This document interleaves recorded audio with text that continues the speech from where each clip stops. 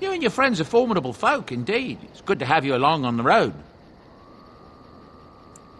Some folks aren't happy about Tyrn Loghain being named regent. There are rumours he had something to do with the king's death. Isn't that the most ridiculous thing you ever heard? The Darkspawn killed him, sure enough. If Tyrn Loghain couldn't save the king from that inn, then nobody could. That's what I've heard on the road, anyhow. Take it for what it is. Well, if you're really interested, I suppose it wouldn't hurt to tell you. I am originally from Orzammar, the famed dwarven city that lies beneath the stately Frostback Mountains. I was a merchant there, too. Merchant caste. These things are in the blood, you know. You can't just leave them behind. I ran a fairly successful business.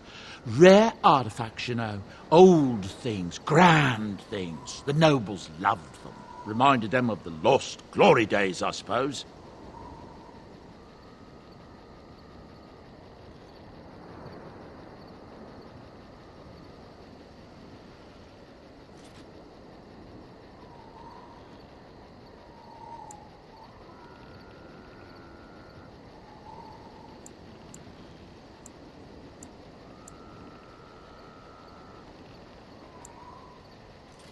Our kingdoms once spanned the length of Thados, from majestic Orzammar to Kalsharok to glittering Darmalin far to the west.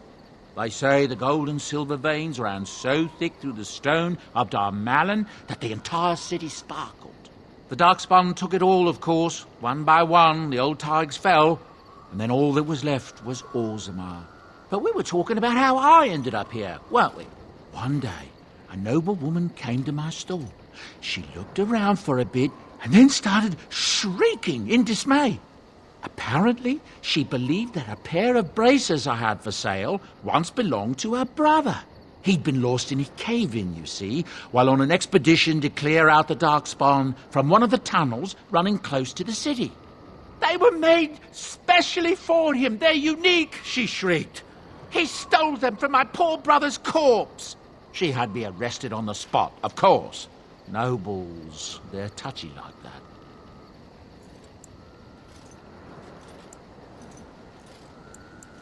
Well, I didn't steal them. You see, I'd been paying these castless thugs to venture out into the deep roads for me. The lost tigers, they're full of things that people left behind. Sometimes you can find a treasure, something worth a little gold.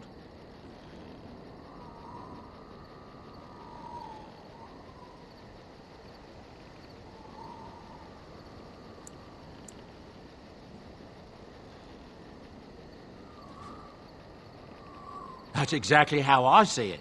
The noblewoman, she wasn't too happy with the theft of her brother's braces. I don't know what they planned for me, and I didn't want to find out. Bribed the guard that was watching me and took off for the surface first opportunity I got. Never looked back.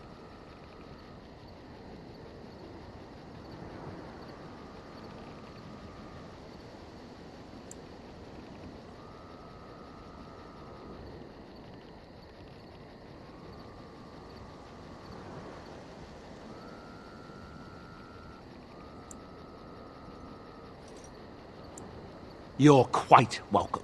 Now, is there anything the boy or I can get you?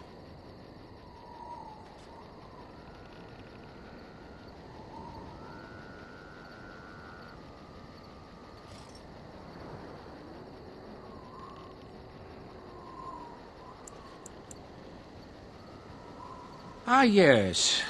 I'm married to a fine woman back in Denerim, it's true. She'd give me a son if she could, but that's not likely to ever be. Sandal here. I found him in the deep roads years ago. Abandoned, I think, and he was never quite right in the head. I took him in, and I brought him with me when I came here to the surface. He may not be my blood, true, but I think of him as one. We left Orzammar. That's right, boy. Maybe one day we'll see it again.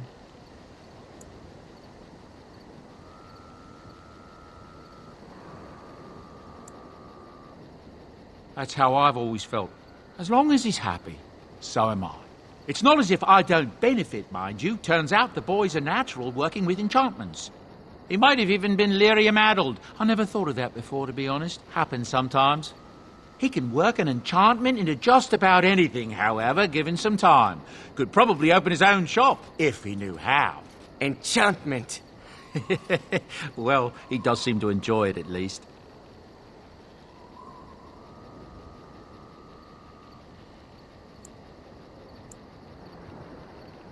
Look, we don't rob people, all right? We don't take things from people that need them. The things in the lost tides, what good did they do lying there? I brought them back to Orzammar, where people could look at them and remember. It's not all that different up here.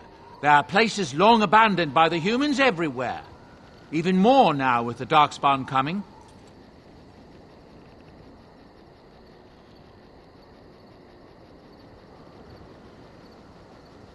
People flee from the Blight with good reason, but they forget things. Things with value and meaning. They leave them behind because they're frightened and desperate. And sometimes, my boy and I, we find our way to these places before the Horde descends, and we save these things. I take them away so the Darkspawn don't get them. Is that so bad? They destroy everything they touch.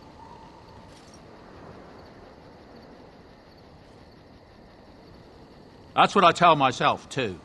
Ah, these are dark times indeed. Dark times, my friend. Of course. Goodbye. Hello. The boy's a bit simple, but he's rather good with enchantments. One of those tranquil fellas actually called him a... what was it now? A savant. I had no idea such a thing existed.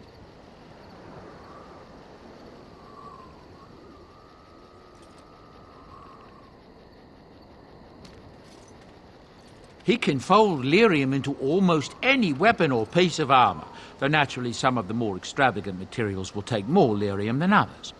It's a process that some of the master smiths back in Orzammar will perform, but my boy here is just as adept at it. Isn't that right, boy? Enchantment. And there you have it. Enchantment.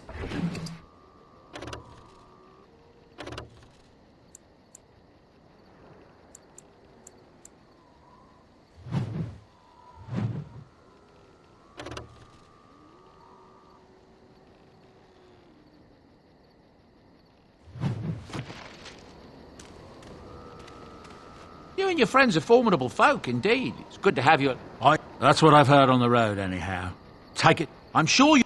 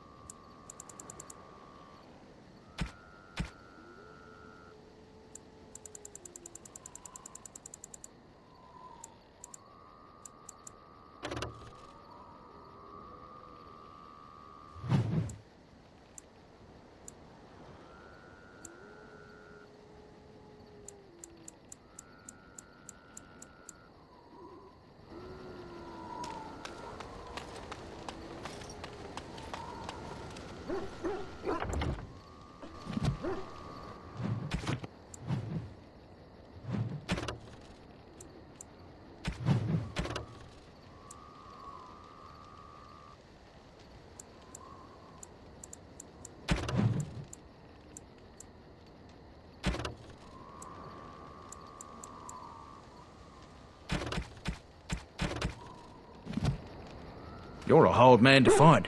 Where are my manners? The name is Levy Dryden. Did Duncan ever mention me? Levy of the coins? Levy the trader?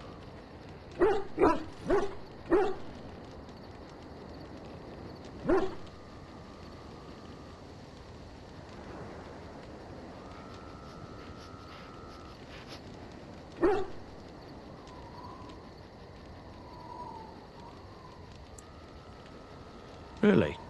He never told you of old Levy? We've known each other for years. But here I am carrying on while you have a blight to stop. Don't want to waste your time. But you see, Duncan promised that together we'd look into something important for the Wardens. And for me. But poor Duncan's... well, no more. A tragedy it is, at that. but I know he would want his work carried on, his pledge fulfilled.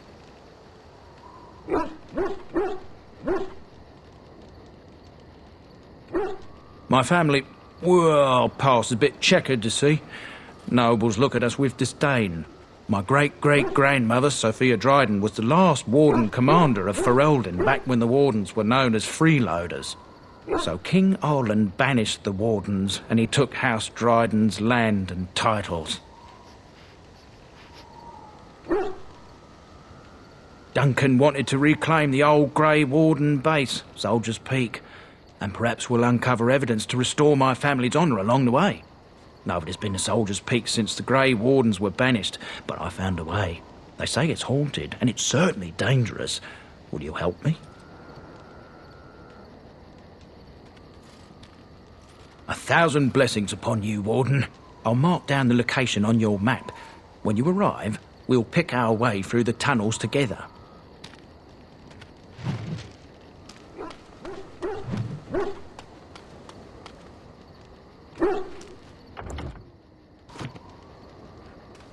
Oh, why, you little...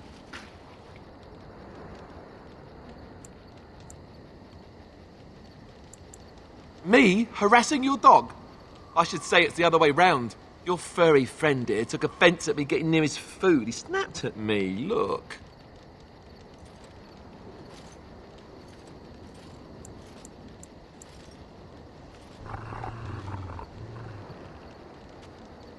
Sometimes I forget that he's a war dog. That'll teach me. I once heard a really old legend about how the hound warriors in the days of the old tribes would feed their Mabari the flesh of the vanquished.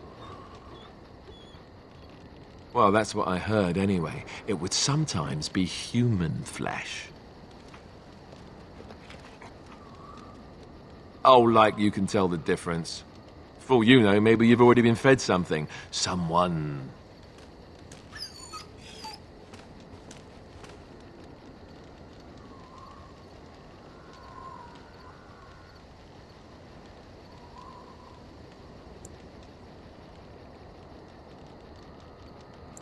It's not cannibalism if he's eating it, you know.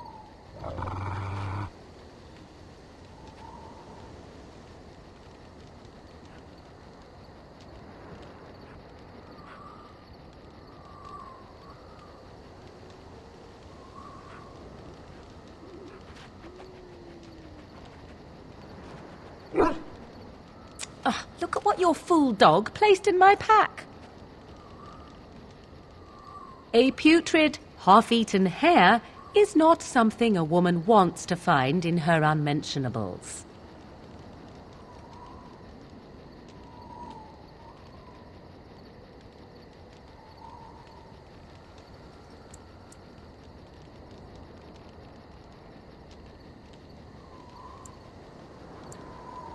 I think I have enough meat where it counts, and I certainly don't need it in my pack. The dirty mongrel can have this back. There. And tell him not to do it again. I just did.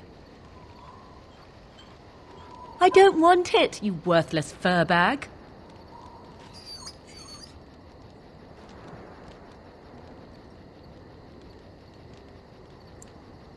He is certainly manipulative, I can tell. I do it too.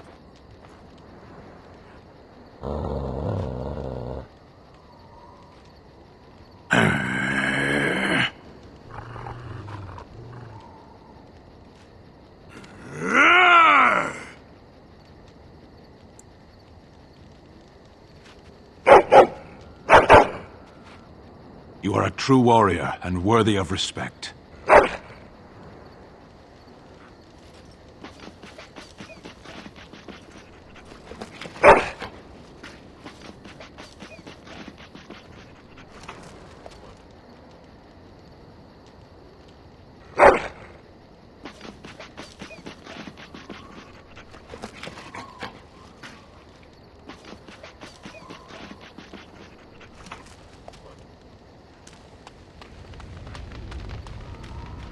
What do you need? Ask away. Essentially, they're trained to fight. The Chantry would tell you that the Templars exist simply to defend. But don't let them fool you. They're an army. The other main purpose for a Templar is, of course, to hunt mages. To that end, we train in talents that drain mana and disrupt spells.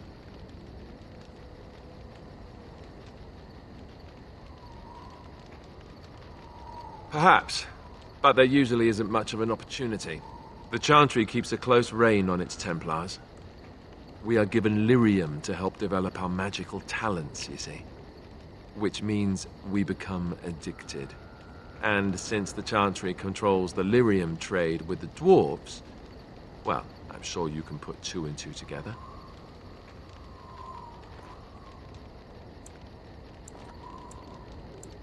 You think so, huh? You don't need lyrium in order to learn the Templar talents. Lyrium just makes Templars' talents more effective. Or so I was told. Maybe it doesn't even do that. The Chantry usually doesn't let their Templars get away either, so they can spread their secrets. I'm a bit of an exception. Lucky me. What do you need? Ask away. Such as they are. That's a good question. There's plenty in Orlais, but who knows where they might be found. And the nearest Orlesian city is weeks away. If we go north and cross the sea, there's bound to be some in the Free Marches.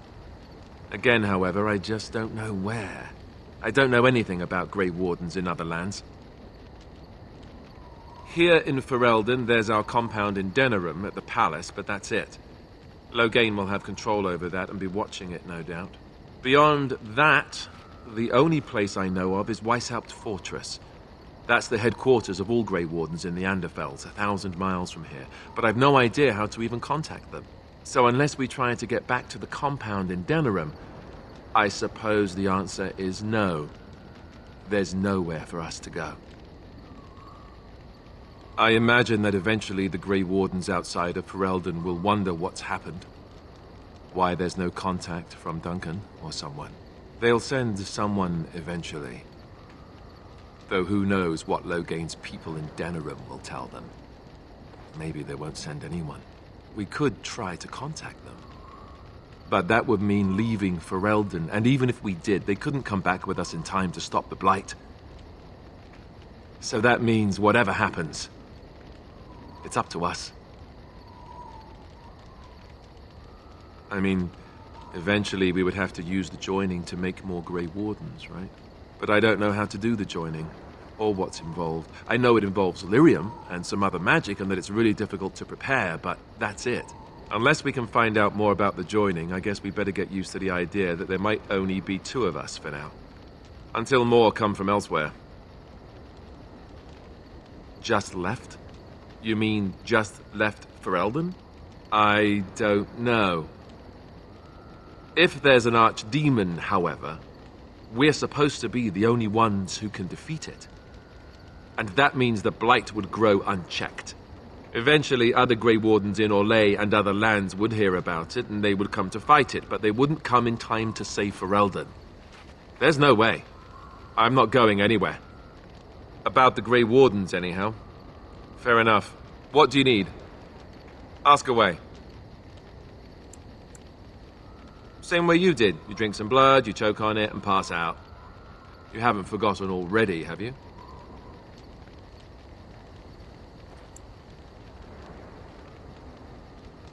I do my best. What can I say? Let's see, I was in the Chantry before. I trained for many years to become a Templar, in fact. That's where I learned most of my skills.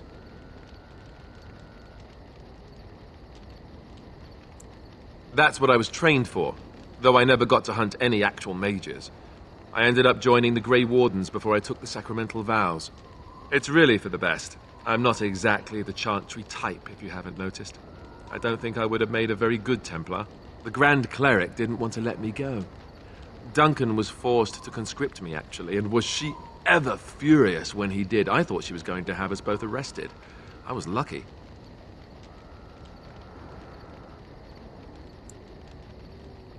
Oh, I suppose the Chantry life is good enough for some. Here, we have the chance to fight against the Blight. To actually do some good instead of sitting in a temple somewhere. I'll always be thankful to Duncan for recruiting me. If it hadn't been for him, you know, I wouldn't have.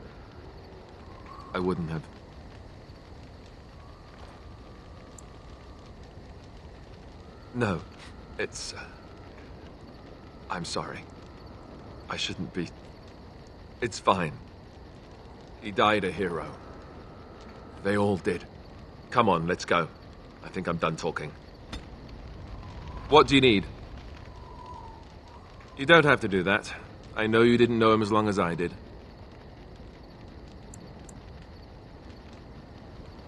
I should have handled it better.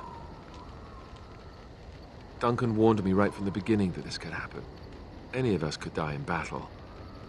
I shouldn't have lost it, not when so much is riding on us, not with the Blight and everything. I'm sorry.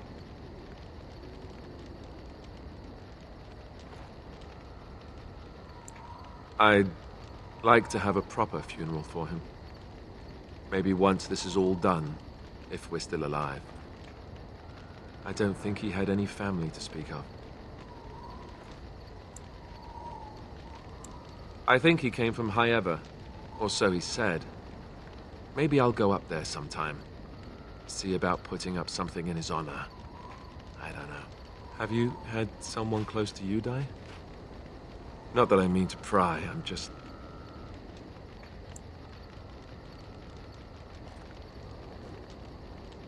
That must have felt a lot like when I got sent to the Chantry. You mages don't even get a say in the matter after all. Thank you.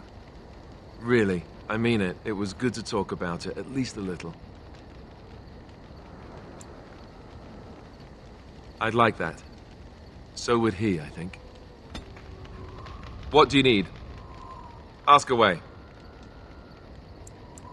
Oh, did I say that? I meant that dogs raised me. Giant slobbering dogs from the Anderfells. A whole pack of them, in fact. Well, it wasn't until I was 8 that I discovered you didn't have to lick yourself clean. Old habits die hard, you know.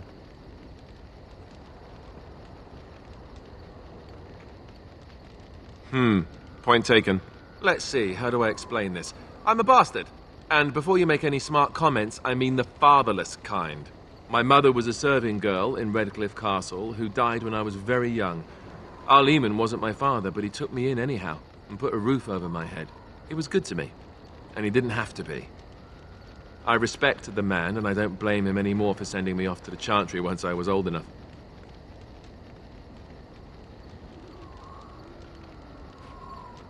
Our Lehman eventually married a young woman from Orlais, which caused all sorts of problems between him and the king because it was so soon after the war. But he loved her. Anyhow, then you, Arlessa, resented the rumors which pegged me as his bastard. They weren't true, but of course they existed. The Arl didn't care, but she did. So off I was packed to the nearest monastery at age 10. Just as well. The Arlessa made sure the castle wasn't a home to me by that point. She despised me.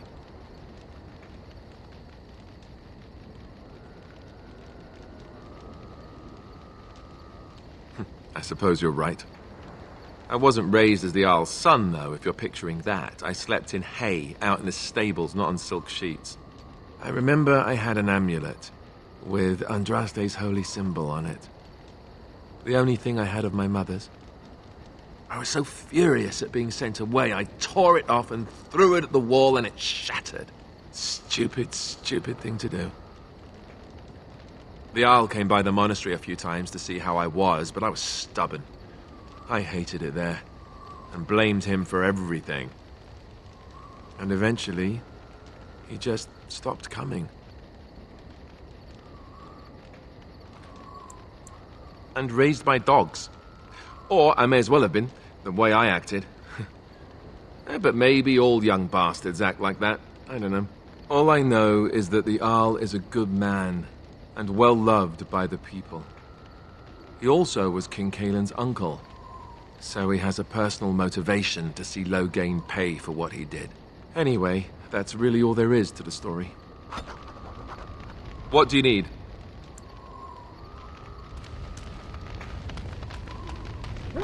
Yes? Well, here I am. I knew this would come up sooner or later. I don't know how to explain, but I had a dream. In it, there was an impenetrable darkness. It was so dense, so real. And there was a noise, a terrible, ungodly noise. I stood on a peak and watched as the darkness consumed everything.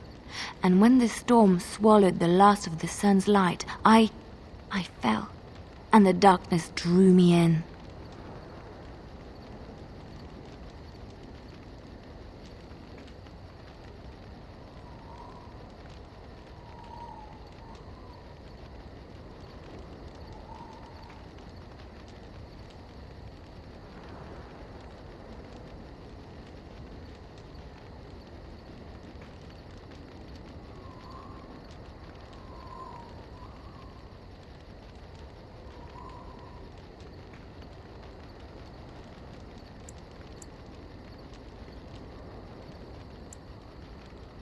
I have had dreams. This was different somehow. When I woke, I went to the Chantry's gardens, as I always do. But that day, the rose bush in the corner had flowered. Everyone knew that bush was dead. It was grey and twisted and gnarled, the ugliest thing you ever saw. But there it was, a single beautiful rose. It was as though the Maker stretched out his hand to say, even in the midst of this darkness, there is hope and beauty. Have faith.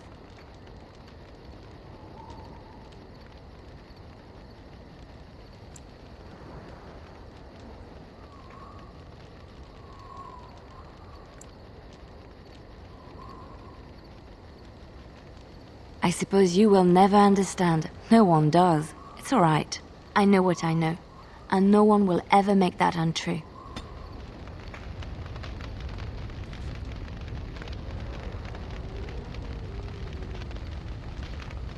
Yes?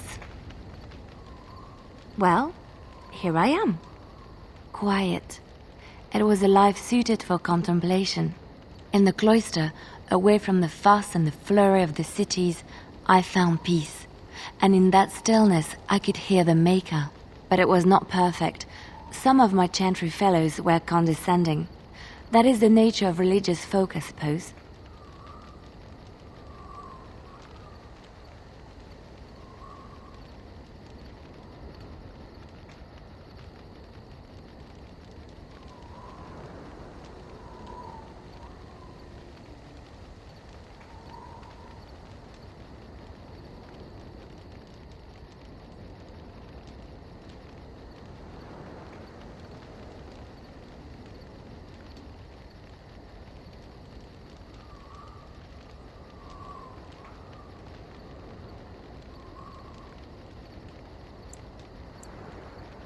When I talked about my beliefs, that the Maker reveals himself in the beauty of his world, they treated me with disdain. They want to believe that he's gone, so that when he turns his gaze on them, it means they are special, chosen. He cannot possibly have love for all, the sick and the weary, the beggars and the fools.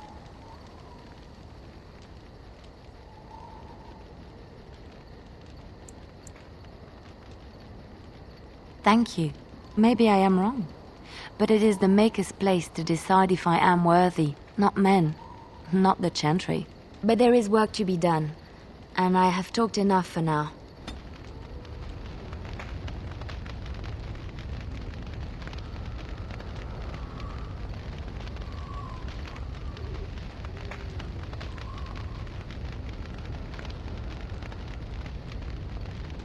Yes? Well, here I am. What is meant by someone like me?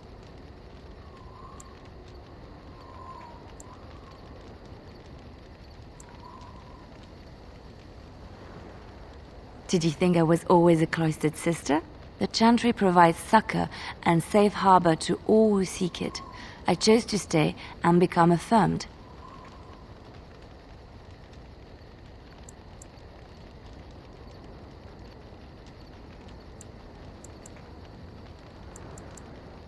I was a traveling minstrel in Orlais.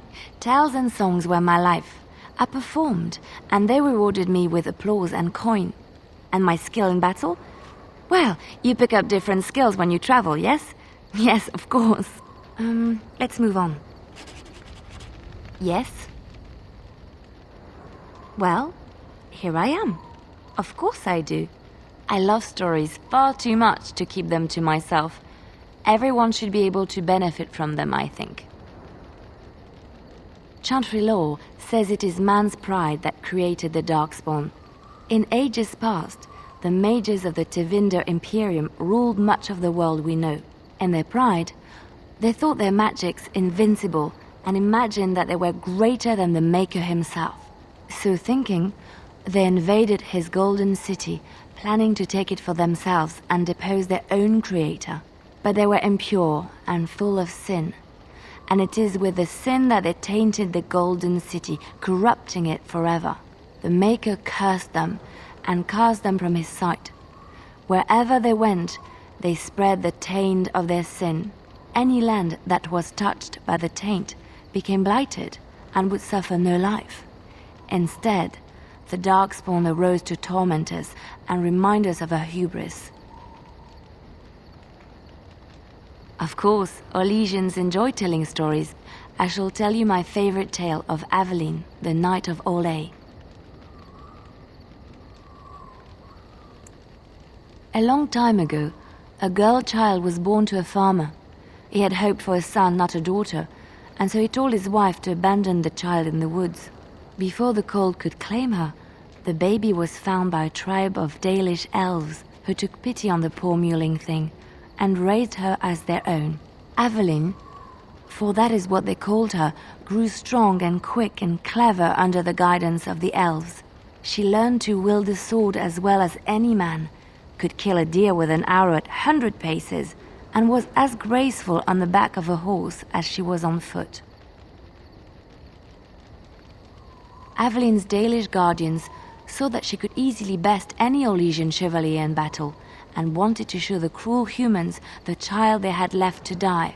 They bestowed upon her a fine horse and armor, and sent her to prove herself to her people in the grand tourney.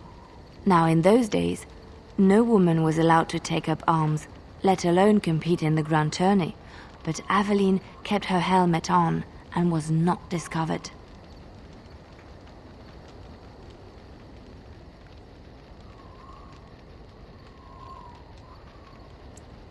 Aveline won many events and gained the approval of the adoring crowd. Eventually, she came face to face with the knight Campfire in the grand melee. Aveline had already bested him in the joust, and Campfire was determined not to lose a second time. Out of desperation to regain his honor, Campfire tripped Aveline and tossed her to the ground, ripping off her helmet as he did so. Silence fell upon the arena as Aveline was revealed. Campfire declared the previous competitions invalid. A woman had taken part, and this was not allowed. But the crowd cheered for Aveline. Campfire was furious, for he had lost to a woman and was now being shamed. Blinded by his rage, he forced Aveline to her knees. "Know your place, woman," cried he, and slit her throat.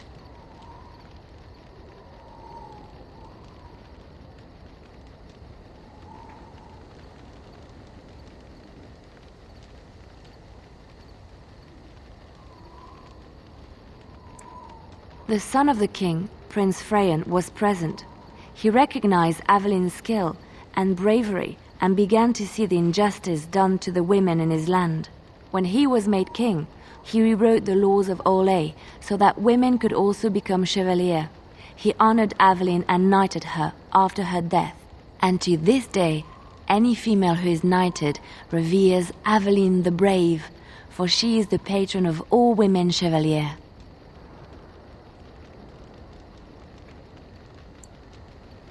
I know one, told to me by my mother a long time ago. It always chilled me to the bone. Maybe you have heard of Flemeth?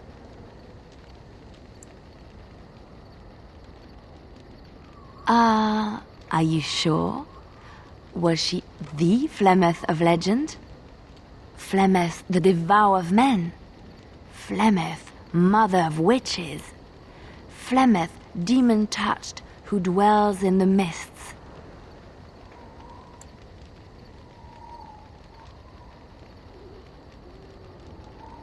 Ferelden mothers scare their daughters with talk of Flemeth. They say that if you're bad, Flemeth will spirit you away and bind you to her forever. They also say that Flemeth mourns her lost beauty and will steal yours through your looking glass if she catches you. Flemeth's beauty was known throughout the land. She had hair like unto a moonless night, skin as pale as winter's first snow, and eyes as beautiful and perilous as the sea. When she came of age, she came to the attention of the Lord of Highever, Conobar, and he took her for his wife. Conobar soon learned that his young bride had the gift of magic. He kept this a secret, for he feared that she would be taken from him. Flemeth stayed with Conobar for some years, and with his blessing she practiced her art. And then one day, a young poet named Osen came to the castle. Flemeth was captivated by Osen's voice, and he by her beauty, and they fell in love.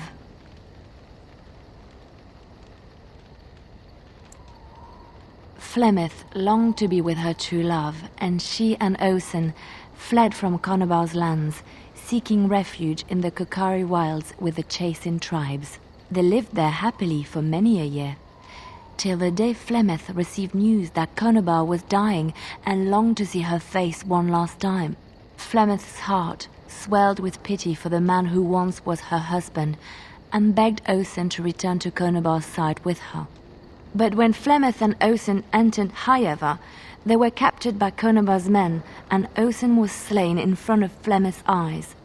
Flemeth was imprisoned in the highest tower of the castle, there to await Conobar's judgment on her. Distraught at the loss of her love, Flemeth plotted revenge against her husband. She summoned a fey demon, intending for it to wreak vengeance on Conobar. But a spell went awry. The demon possessed Flemeth.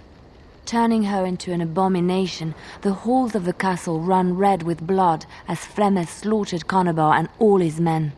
The last of Flemeth's humanity melted away, and at dawn, she stole back to the wilds to plot and scheme for 100 years. They say she took to her side many Chasing men, and with their help begat her daughter witches, who even now prowl the dark places of the Kokari wilds.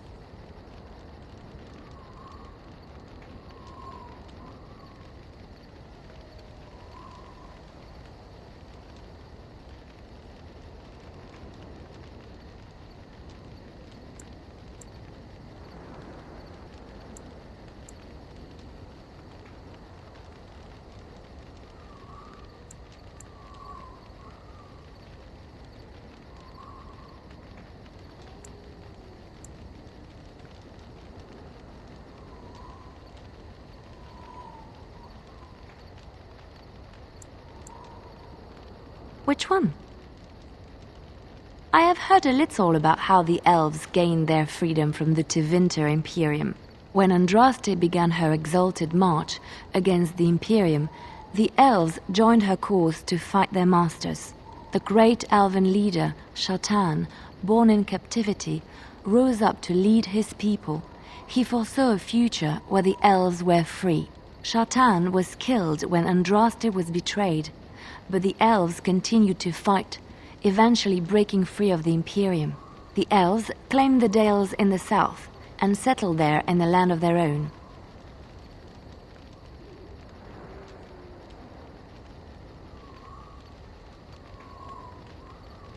The elves lived in the Dales for centuries. They resurrected the worship of the elven gods and would allow the building of no chantry. This angered the chantry, and the hostility between the two factions finally broke out in open war. The chantry says the elves struck first, but I do not know whether to believe it.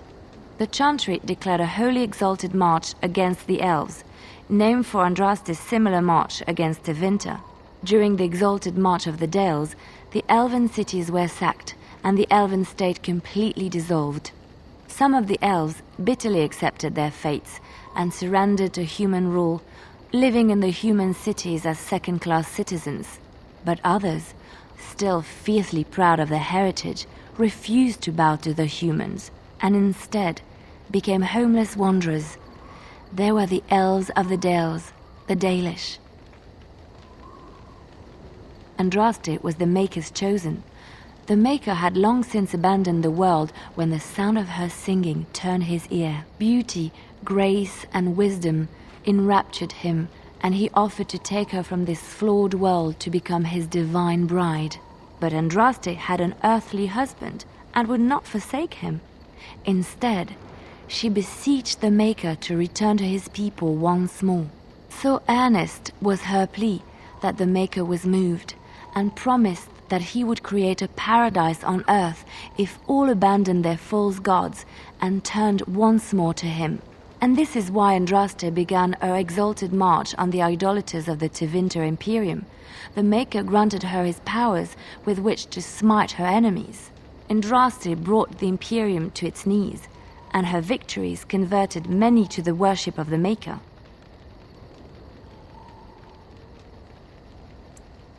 Alas, it was the frailties of men that betrayed and killed Andraste.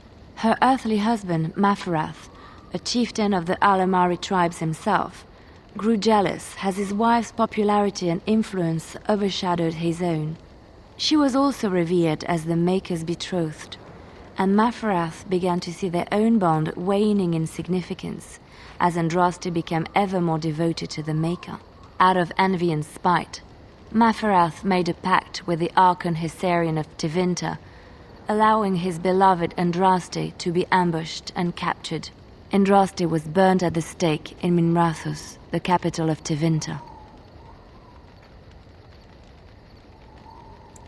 I have thought on this too. Did he withdraw his sight from her at that moment? Where were all the powers he bestowed upon her? This question has come to me many times, and I have no answer. Perhaps there was no way for Andraste to return to the Maker but through her death. We will never know for sure. Yes? Well, here I am. Why are we stopping?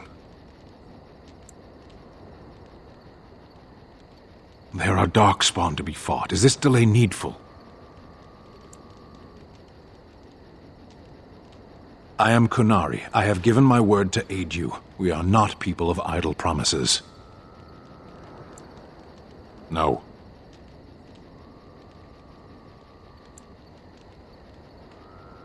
People are not simple. They cannot be summarized for easy reference in the manner of, the elves are a lithe, pointy-eared people who excel at poverty.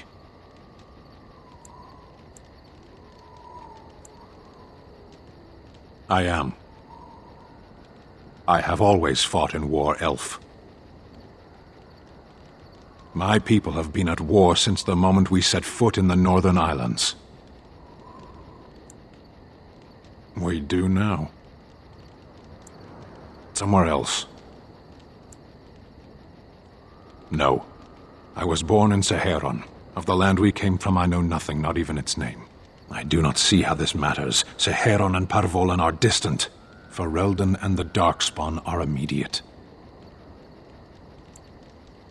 You are concerned. No need. I am fit enough to fight. As you wish. Yes. Sitting, as you observed.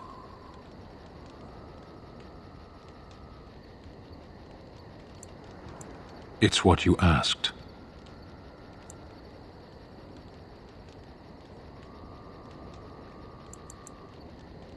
Warden, if I truly disliked you, I would leave. That I am still here, you may interpret however you choose.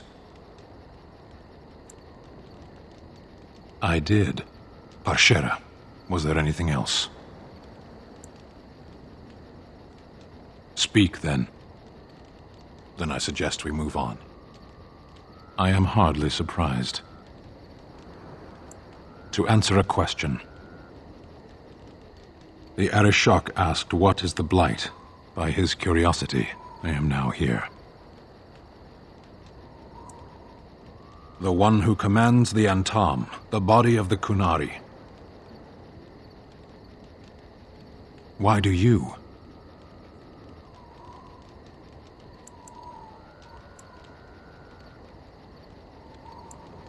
Do you think the Kunari live on some other world, then? A portion of it? Were you not at Ostagar when the army was overwhelmed? That is your answer. Yes.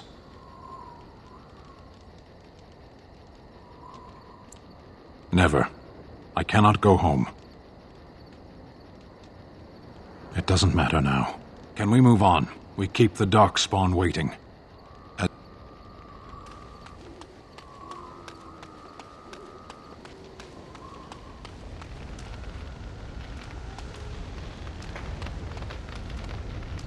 What do you wish of me?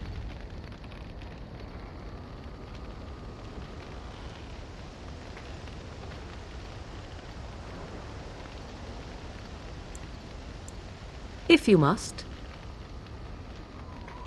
I was not born such. 'Tis a skill of Flemeth's, taught over many years in the wilds. The chastened have tales of we witches, saying that we assume the forms of creatures to watch them from hiding. When a child is alone and separate from his tribe, that is when we strike, dragging the young boy kicking and screaming to our lair to be devoured. A most amusing legend.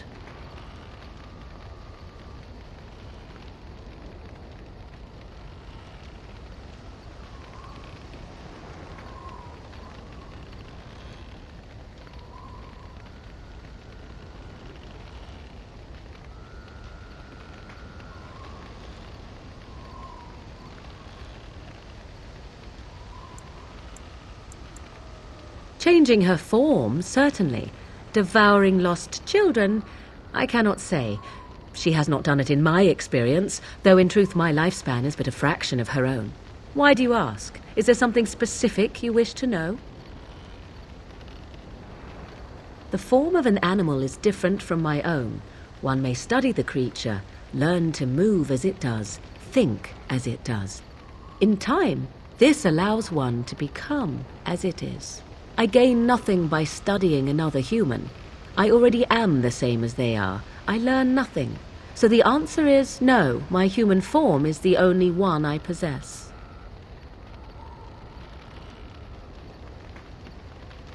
Anyone with sufficient will, but the act of transformation is a magical one. 'Tis a spell and thus requires a mage's talents. Indeed, you could learn the spells required if I cared to teach you.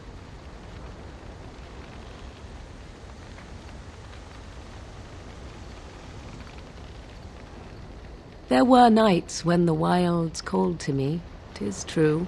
You look upon the world around you and you think you know it well. I have smelled it as a wolf, listened as a cat, prowled shadows that you never dreamed existed. But my life is as a human. I am under no illusions to the contrary.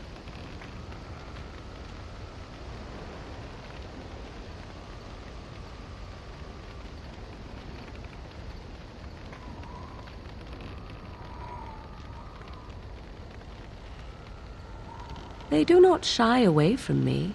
To their senses, I believe I seem like any other of their species. As to what they think, I truly cannot say. Just as I am still human, no matter my form, they are still animals. Thus they cannot speak, even were I to ask. No, 'tis not unheard of in the remote corners of the world.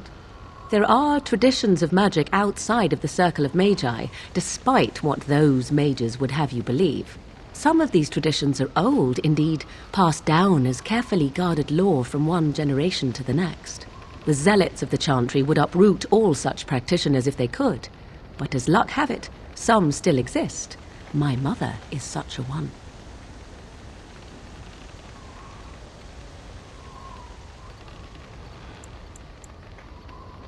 I'm shocked that you think so, being a mage of the circle as you were. But perhaps you felt a little like a caged bird as well, caught within that dark tower.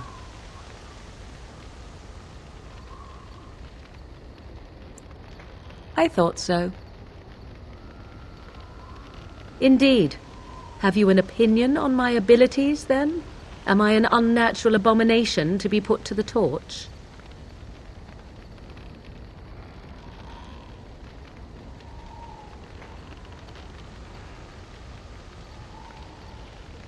Oh, you're simply full of surprises, little man, aren't you? But enough of such talk. Let us proceed, lest the dust gather on us.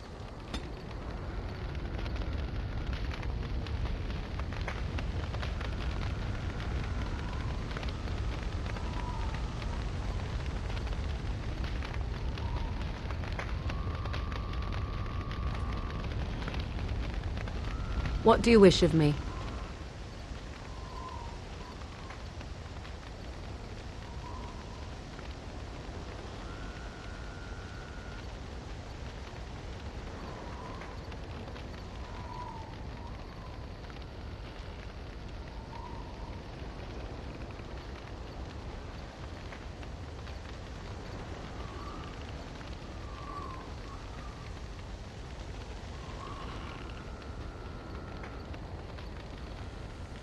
If you must. By others, do you mean yourself? Then I shall teach you what I can whenever we are in camp, provided... What do you wish of me? If you must. Why do you ask me such questions? I do not probe you for pointless information, do I?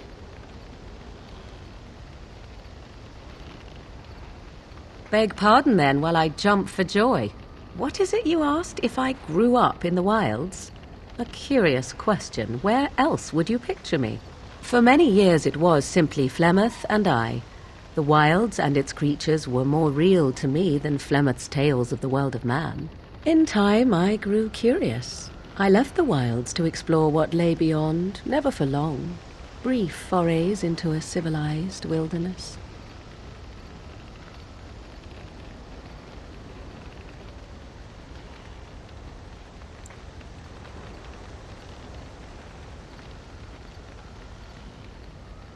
I am no primitive, painted in blood and unable to speak the language. Flemeth knows much of your world and taught me well. For all that I had been taught, however, the truth of the civilized lands proved to be overwhelming. I was unfamiliar with so much. So confident and bold was I, yet there was much that Flemeth could never have prepared me for.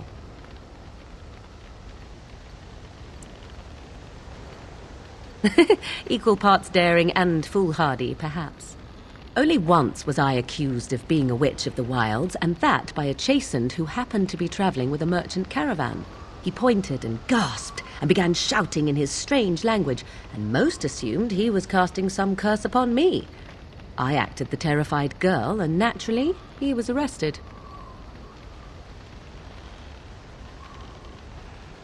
Men are always willing to believe two things about a woman. One, that she is weak, and two, that she finds him attractive. I played the weakling and battered my eyelashes at the captain of the guard. Child's play. The point being that I was able to move through human lands fairly easily. Whatever humans think a witch of the wild looks like, 'tis not I.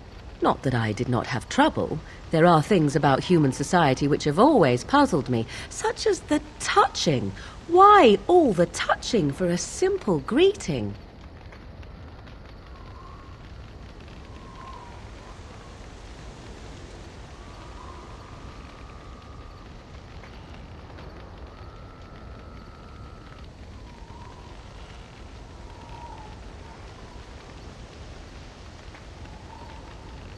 Do not speak to me of trivialities. Your culture is not so entirely different. There were many nuances that Flemeth could never tell me of. When to look into another's eyes. How to eat at a table. How to bargain without offending. None of these things I knew. I still do not understand it all, truth be told, but then I gave up long ago any hope of doing so. When I returned to the wilds last, I swore to Flemeth that I had no intention of leaving again.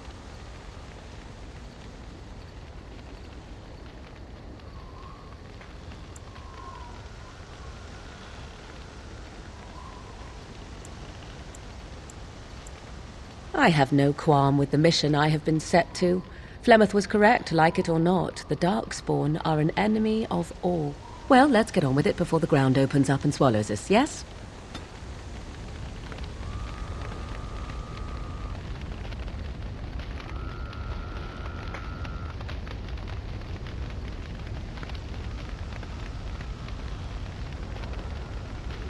Yes? If you must.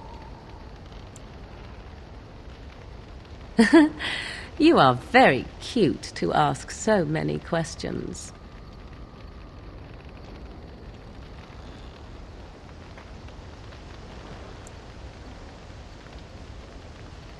Really? Perhaps we should be wrapped in ribbons and adorned with flowers. So cute are we, too.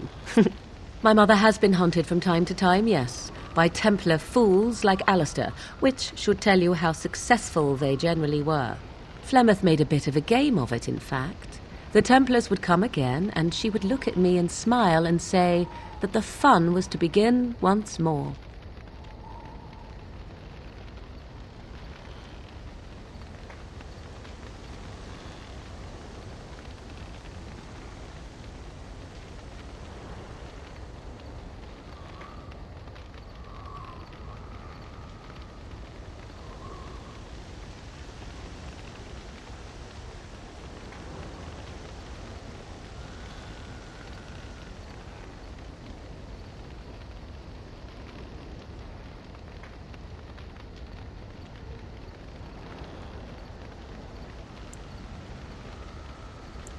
They came with as much swagger and arrogance as they did self-righteousness. Pity them if you wish, for they held none for us. Flemeth would warn them once. 'Twas a warning they inevitably failed to heed. And then the true game began. Often Flemeth would use me as bait. A little girl to scream and run and lure the Templars deeper into the wilds and to their doom.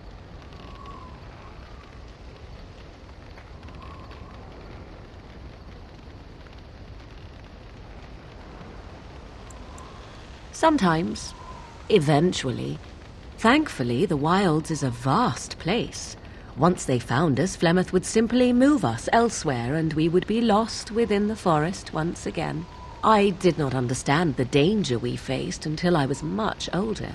I had never heard of apostates or maleficarum.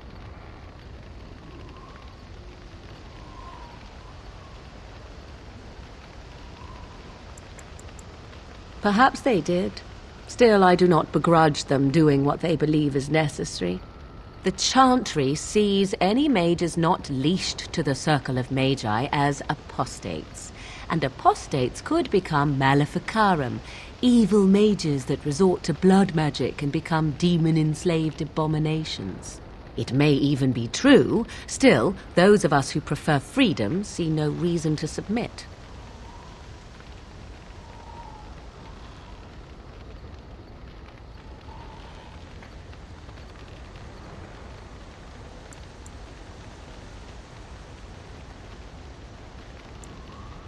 An interesting answer for a mage.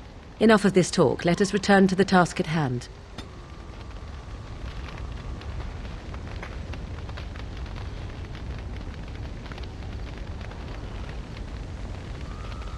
Yes? If you must. Well, that depends, does it not? What does she seem to be?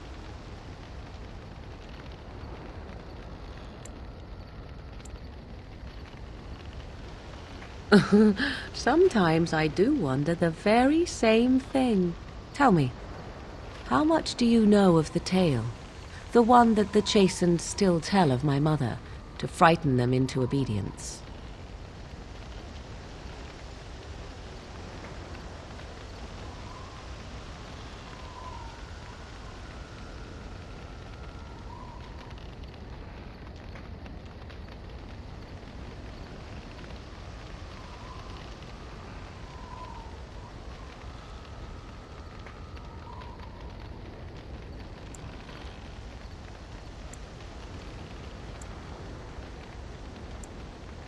I can relay what Flemeth once told me herself. and you can decide whether or not 'tis the truth, if you desire. As the tale is sung by the bards, there was a time when Flemeth was young and beautiful, a fair lass in a land of barbarian men, the desire of any who saw her.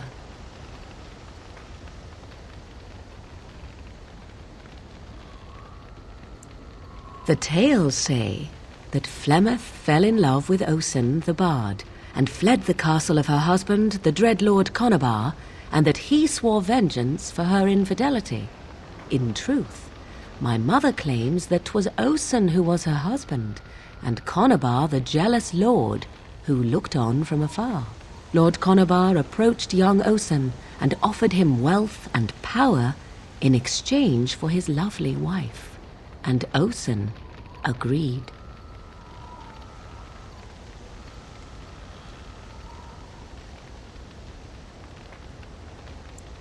The life of a bard is a poor one, and love fades in the wake of hunger.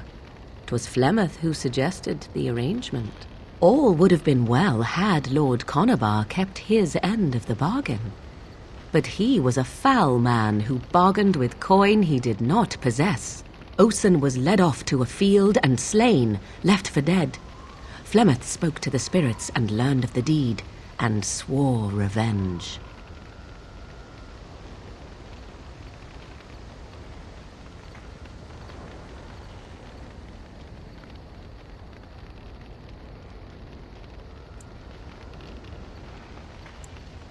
That was not the point. Conabar had no honor, so she would not have him. Flemeth begged the spirits to aid her, and 'twas they who slew Conabar. The demon the legend tells of came later. Lord Conabar's allies chased Flemeth, you see, chased her to the wilds, and there she hid. There she found the demon, and he made her strong. The legends all speak of the great hero Cormac, he who defeated Flemeth and her great army when she invaded the lowlands centuries later. All lies.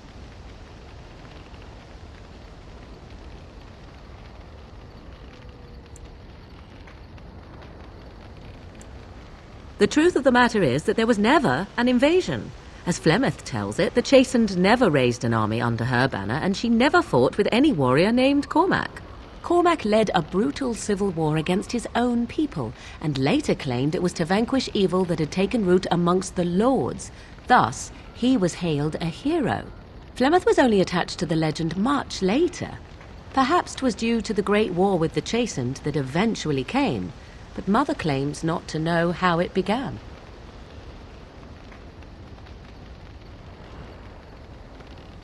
I do not believe everything that Flemeth claims. Oft it seems her bitterness has colored her memories. But on the whole, yes, I believe this tale, if not all. The demon within her has transformed her into something else. An abomination, perhaps some would say. I know not.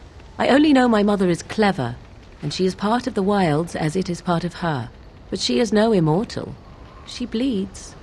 A blade in her heart would kill her like any other, were it lucky enough to find her.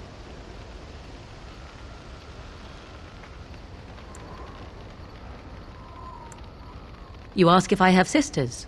I have asked of this myself. The stories tell of many witches of the wilds after all, not just the one, and these tales existed long before I did. Flemeth refuses to speak of other daughters, if they existed, so should I believe I am her first? I doubt that too.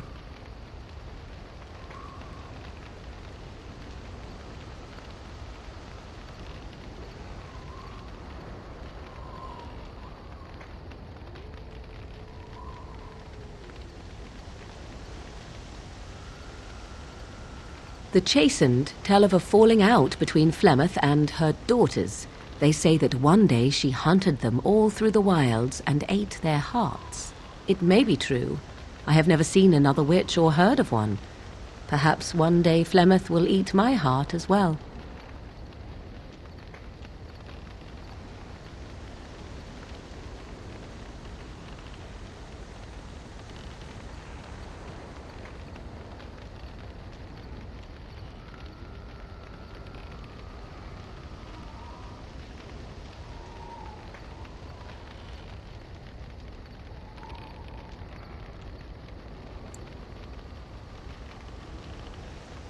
Flemeth tells it with far more embellishment than I, but you are welcome.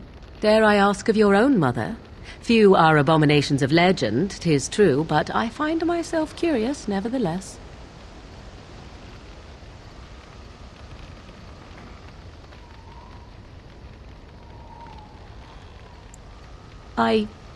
Nothing. I wish to know nothing more. I find myself a little envious, to tell the truth. But it matters not. Let us move on.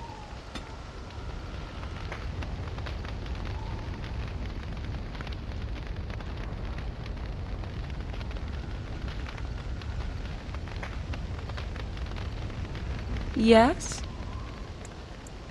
If you must. Yes? At times, perhaps. A world full of people and buildings and things was all very foreign to me. If I wished companionship, I ran with the wolves and flew with the birds. If I spoke, 'twas to the trees.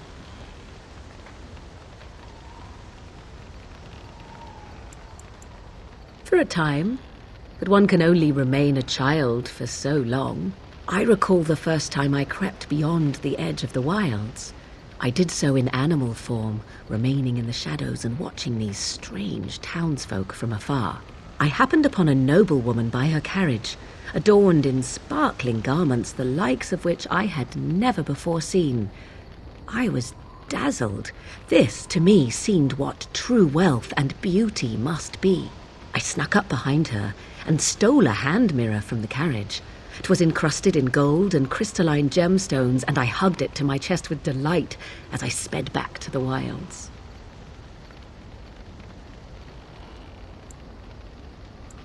Flemeth was furious with me. I was a child and had not yet come into my full power, and I had risked discovery for the sake of a pretty bauble. To teach me a lesson, Flemeth took the mirror and smashed it upon the ground. I was heartbroken.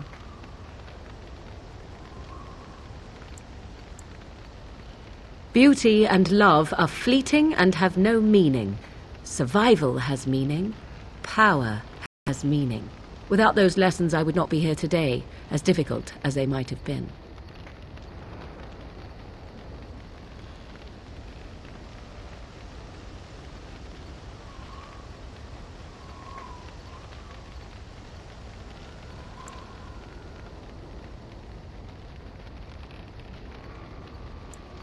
They did indeed. To return to your original question, perhaps my time in the wilds was indeed lonely, but such was how it had to be. I find myself at times wondering what might have become of the girl with the beautiful golden mirror, but such fantasies have no place amidst reality.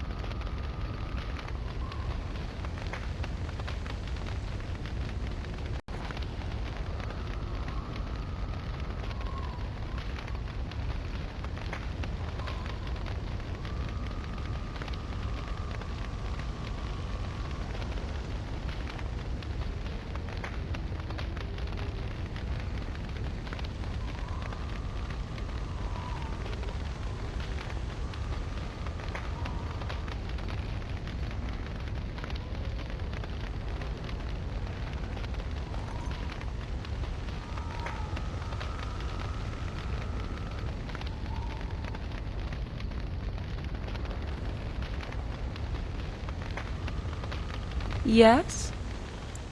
We are in camp, so 'tis as good a time as any. What's this?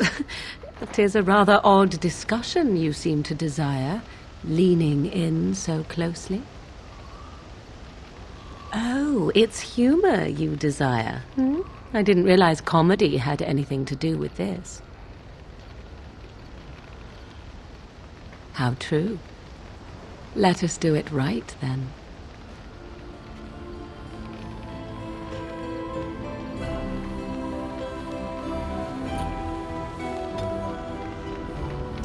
Yes? We are in camp, so 'tis as good a time.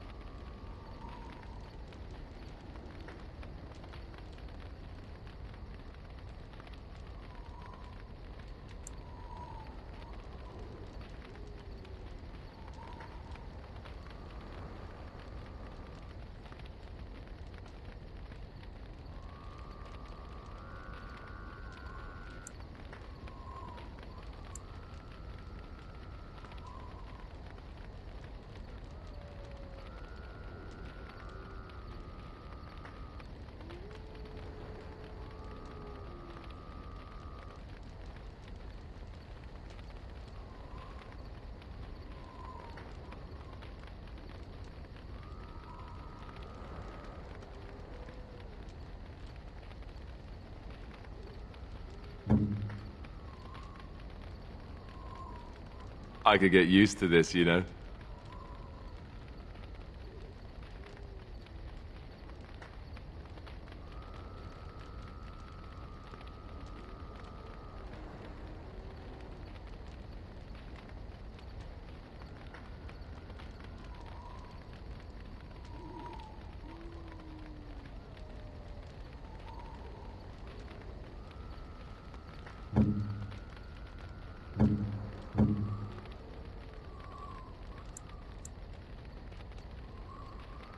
Oh, how dear of you. Thank you so much.